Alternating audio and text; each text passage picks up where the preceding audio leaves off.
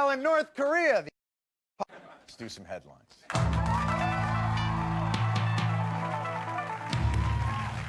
Protesters around the world took to the streets last week to show their frustration with the Bush administration's continued plans for a war with Iraq. In Baghdad itself, Iraqi and foreign demonstrators gathered outside the UN arms inspector's compound and rallied for peace.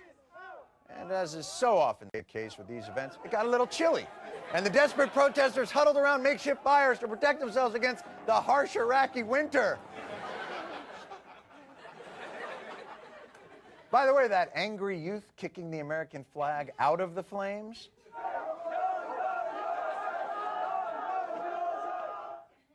Probably shouldn't tell you this, but he's the mole. Meanwhile, in North Korea, the possible second front in America's attempt to be Rome in the next Bible, Pyongyangers made an impressive show of defiance with a huge rally. The event was to support the government's decision to withdraw from the Nuclear Non-Proliferation Treaty to show the world that North Korea would be a formidable foe, both in war and in a staring contest. I don't know about their politics, but they are one unnerving people. Despite the North Koreans' stiff exteriors, the people did show some emotion when the speaker exhorted them with a traditional Korean call and response. Here she comes now saying, Moni, Moni. Hey, get laid, get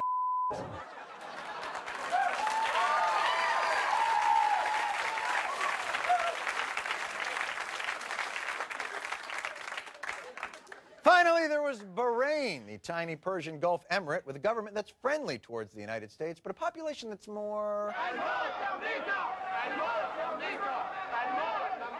let's say on the fence. By the way, you know you're in trouble when people start checking the Death to America box. I didn't even know there was a Death to America box. Actually, I should bring this up. That was the man's second attempt at a placard. He used the first placard at last week's rally. It was a little too subtle, really.